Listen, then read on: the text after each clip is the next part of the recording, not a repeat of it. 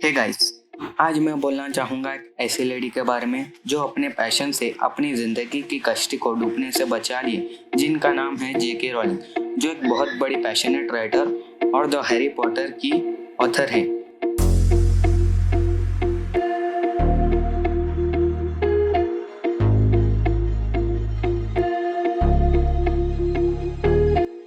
जुलाई 1965 को याते इंग्लैंड में जेके रोलिंग का जन्म हुआ। जेके रोलिंग का पूरा नाम जॉन कैथलीन रोलिंग था।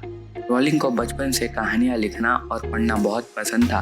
वह अजीब अजीब कहानियां लिखकर अपनी छोटी बहन को सुनाया करती थी। एक दिन उनकी आंटी ने जेसिका मिटफोर्ड की ऑटोबायोग्राफी बुक लाकर दी, जिसका नाम था हॉर्न्स एंड रेबल्स। और इस बुक को पढ़ने के बाद समझो रोलिंग जेसिका की बहुत बड़ी फैन बन गई और जेसिका की सारी बुक्स पढ़ डाली। रोलिंग ने ऑक्सफोर्ड यूनिवर्सिटी में एडमिशन करवाने के लिए एग्ज़ाम दिया, लेकिन वह रिजेक्ट हो गई। इसकी वजह से उन्हें मजबूरन एक्सेटर यूनिवर्सिटी से पढ़ना पड़ा और यहाँ से रोलिंग को रिजेक्शंस और फेलियर्स की ठोकरें खानी शुरू हुई थी। रोलिंग एक दिन बाई ट्रेन मैनचेस्टर से लंदन आ रही थी, तभी अचानक द मैजिक स्कूल बॉय की कहानी याद आई और जैसे ही वो अपने घर को गई तो फौरन से लिखना शुरू कर दे। लेकिन इससे कुछ दिनों बाद रोलिंग की मां की डेथ हो जाती है और जिसकी वजह से रोलिंग के स्टोरी राइटिंग पर भी असर पड़ता है। वो हमेशा दुखी रहने लगी और इस दुख से बाहर निकलने के लिए रोलिंग ने स्टोरी राइटिंग का ही सहारा लिया। रोलिंग हमेशा अपनी स्टोरी राइटिंग में मसरूफ रहने लगी।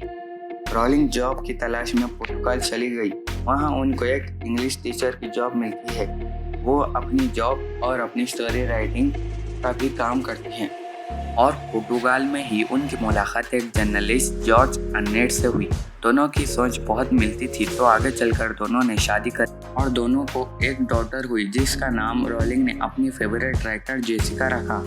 लेकिन रोलिंग और उनके हस्बैंड ने शादी के 13 महीने बाद ही दोनों ने डिवोर्स ले लिया।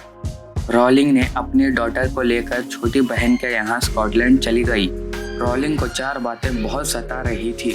पहला कि वो एक ऑर्फन थी, और दूसरा होमलेस थी, तीसरा जॉबलेस थी।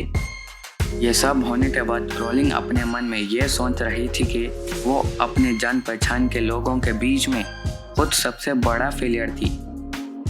और ये सोचने के बाद रोलिंग के मन में सुसाइड के थॉट्स भी आने लगे। रोलिंग ने अपनी फाइनेंशियल हेल्प के लिए वेलफेयर बेनिफिट्स को अप्लाई किया। तो उस वक्त ब्रिटिश गवर्नमेंट पुअर पीपल को हेल्प करती थी। अब तो रोलिंग की स्टोरी भी कंप्लीट हो गई थी, बस रोलिंग को जरूरत थी एक बुक पब्लिशर की।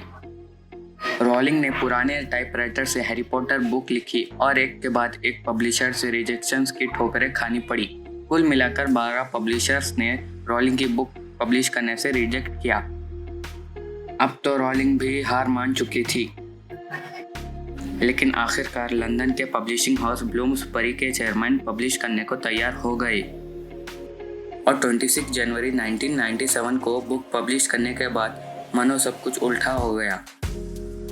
ब्लूम्सबरी के एडिटर ने सोचा था कि रोलिंग की book Harry Potter and the philosopher's stone नहीं बिकेगी, लेकिन ऐसा नहीं हुआ। इस बुक को लोगों ने बहुत पसंद किया और इस बुक को कुछ महीने बाद ही the children's book of the year के अलावा कई सारे अवार्ड मिले और एक के बाद एक हैरी पॉटर की 7 सीरीज बनती चली गई और इसके ऊपर 8 फिल्म्स बनी। और 2004 को रोलिंग बुक्स लिखकर अरबपति बनने वाली पहली राइटर बनी। तो देखा आपने दोस्तों किस तरह जेके रोलिंग ने अपनी पैशन की रस्सी को पकड़कर उस हिमालय की चोटी पर पहुंचकर मजे ले रही है। यानी बहुत मुश्किलें आने पर भी वो अपने पैशन की रस्सी को पकड़कर मेहनत करते गई और अब वो एक बिलियनर बन गई। मैं तो एक ही बात कहना चाहूँगा, अगर आप उस हिमालय की चोटी पर पहुँचना चाहते हो, यानी अगर आपकी ज़िंदगी में कितनी भी मुश्किलें क्यों ना हो, बस एक पैशन की रस्सी पकड़े रहना जो आपको उस हिमालय की चोटी तक ले जाके ही रहेगी। वो मोटी रस्सी आपका पैशन या तो टैलेंट होना चाहिए। तो मिलते हैं हमारी नेक्स्ट वीडियो में। अगर आपको हमारा वीडियो अच्छा लगा तो हमारी वीडियो को लाइक शेयर कीजिए और कमेंट में ज़रूर बताइए आपको वीडियो कैसा लगा, और हमारे चैनल को सब्सक्राइब कीजिए और बेल आइकन को प्रेस कीजिए। Good bye.